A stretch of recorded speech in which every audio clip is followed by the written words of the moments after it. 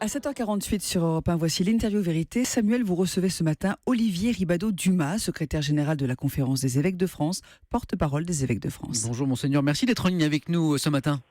Bonjour Samuel Etienne. Alors, date importante que celle-ci pour les catholiques, bien sûr, l'Absomption, mais dans un contexte ô combien particulier et dramatique depuis l'assassinat du père Hamel à Saint-Étienne-du-Rouvray. Êtes-vous notamment inquiet pour la sécurité du pèlerinage de Lourdes ? Oh, pas spécialement inquiet parce que de nombreuses forces de police ont été déployées à Lourdes et que je crois que toutes les conditions de sécurité ont été étudiées de près. Vous savez, il n'y a pas que Lourdes où il y aura aujourd'hui des événements. Oui.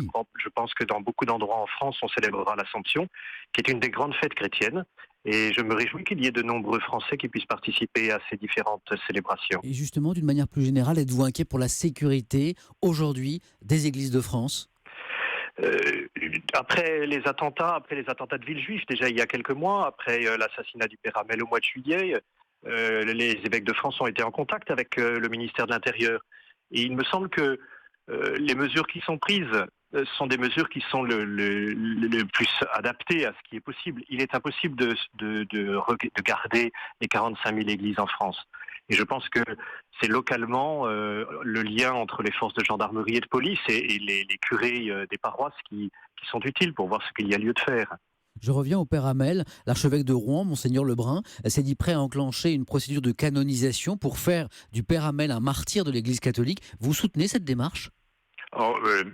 C'est bien entendu, le Monseigneur Lebrun entamera ce qu'il pense être juste et c'est vrai que la mort du père Hamel est une mort qui est marquée par cette foi qui est allée jusqu'au bout. Maintenant, c'est au pape qu'il reviendra de décider si le père Hamel est martyr ou non. Je reviens à l'Assomption maintenant. Ce jour de fête pour les catholiques, quel message envoyez-vous ? Quel message l'Église envoie aux fidèles ? Vous savez, l'Assomption, c'est les catholiques fêtent la montée de Marie, la Mère de Dieu, dans le ciel. C'est-à-dire qu'elle partage l'amour de Dieu, elle partage la gloire de Dieu. Et pour moi, c'est une nouvelle assez extraordinaire parce que c'est le signe que nous tous, nous sommes invités, nous serons invités à partager aussi cette gloire un jour. Cette vie qui pour certains est dure, pour certains est âpre, mais cette vie est belle. Mais cette vie n'est rien à côté de ce qui nous attend dans l'éternité quand nous serons avec Dieu. Et donc c'est un formidable message de vie, un formidable message d'espérance que nous célébrons aujourd'hui et qui vaut pour tous les hommes quels qu'ils soient. Et la Conférence des évêques de France a invité toutes les paroisses à faire sonner leur cloche aujourd'hui et à prier aujourd'hui pour la France, pour le pays. Pour quelle prière ? Que demander à Dieu pour notre pays ? Monseigneur Pontier, le président de la Conférence des évêques, a effectivement invité au début du mois d'août toutes les paroisses à sonner à la volée les cloches, à la volée pour signifier ce message d'espérance et de vie, et à prier pour notre pays. Prier pour notre pays, c'est d'abord prier pour la paix. Tous, nous vivons cette période de tension et de violence qui n'est pas que due au terrorisme d'ailleurs, mais d'une violence verbale, d'une violence économique, d'une violence sociale. Et de prier sans doute pour que les Français, parce que prier pour la France, c'est prier pour les Français, pour ses habitants de ce pays, pour que les Français vivent en paix, pour que les Français aient dans leur cœur un peu de cette paix qui pourra permettre de construire une société dans laquelle il y aura plus de justice, plus de bienveillance aussi, plus de bienveillance les uns vis-à-vis des autres. Je reprends vos mots pour que notre pays, pour que la France vive en paix. Après l'attentat de Saint-Étienne-du-Rouvray, on a vu de belles images de solidarité interreligieuse. Est-ce que vous pensez que cela va durer ? Est-ce que vous craignez des tensions entre communautés ? J'espère que tout cela va durer. Je pense que ce qui s'est passé il y a 15 jours, le dimanche qui a suivi l'assassinat du père Hamel, où le Conseil français du culte musulman avait invité les fidèles musulmans à aller rencontrer, à aller visiter les catholiques. Il y a eu de très belles choses qui se sont faites. Des catholiques sont allés aussi visiter les musulmans dans leurs mosquées. Il me semble que le dialogue entre les religions est quelque chose qui est inégalable et qui ne peut pas ne pas avoir lieu. C'est essentiel que ce dialogue se poursuive, qu'il se poursuive dans les difficultés, mais qu'il se poursuive aussi dans les heureuses découvertes. C'est par la connaissance mutuelle que l'on arrivera à déjouer les pièges dans lesquels on voudrait nous faire tomber. Et je pense que c'est essentiel de poursuivre ce dialogue entre les religions. Il faut que le dialogue se poursuive, que la connaissance mutuelle se poursuive. Pourtant, selon une récente enquête de l'IFOP, seuls 49% des catholiques aujourd'hui se disent d'accord, catholiques français, d'accord avec l'affirmation selon laquelle il ne faut pas faire d'amalgame. Les musulmans vivent paisiblement en France, seuls les islamistes radicaux présentent une menace. Ils étaient 64%, beaucoup plus, en février 2015. Manifestement, une défiance s'installe.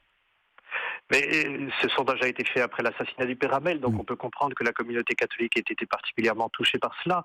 Mais ça veut dire qu'il faut que nous fassions une œuvre de pédagogie, que nous ne pouvons pas nous résigner à ce pourcentage et que nous avons à réexpliquer la nécessité du dialogue, à le vivre non pas simplement au niveau national, mais au niveau local, à tous les niveaux.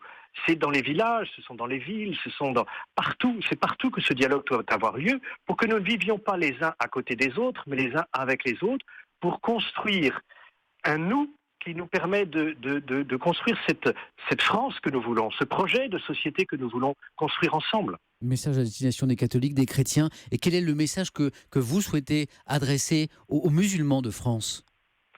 Eh bien, nous souhaitons tous leur adresser ce message de dire, voilà, il faut aussi que vous continuiez à vouloir dialoguer avec nous. Il faut que vous continuiez à condamner tout ce qui se fait prétendument au nom de l'islam. Il faut que vous continuiez à travailler pour que les textes, à travailler votre religion, pour qu'elle soit compréhensible et pour qu'elle soit véritablement conforme à ce qu'il est possible de vivre dans notre pays. Une dernière chose, 2 municipalités viennent d'interdire sur leur plage le port du burkini, ce maillot couvrant le corps porté par certaines femmes musulmanes, ce qui suscite beaucoup de polémiques. Votre sentiment sur cette question ? Mon sentiment, c'est de dire qu'il est souvent difficile de régir une religion et que nous héritons sans doute de mois et de mois dans lesquels il y a eu un regard suspicieux sur les religions, où on a voulu dire que voilà, peut-être il n'était pas bon d'être religieux. On a voulu, la laïcité a voulu mettre les religions dans une sphère privée qui devient finalement une sphère cachée. Et qu'on en arrive à dire finalement que les religions ne sont pas bonnes pour la société. Il faut inclure les religions au cœur de la société. Elles ont le droit de parler. Les religions ont le droit de parler. Nous ne sommes pas schizophrènes, nous ne sommes pas français et catholiques. Nous sommes ensemble des citoyens français et catholiques. Et en ce qui concerne le burkini, c'est bien ça. C'est parce que ce système victimaire dans lequel ont pu rentrer un certain nombre de musulmans parce qu'ils avaient l'impression d'être rejetés, je ne crois pas que ça favorise la possibilité pour les musulmans de s'insérer pleinement dans la société française. Merci beaucoup, Monseigneur Olivier Ribado-Dumas, d'avoir répondu à nos questions en ce jour de l'Assomption.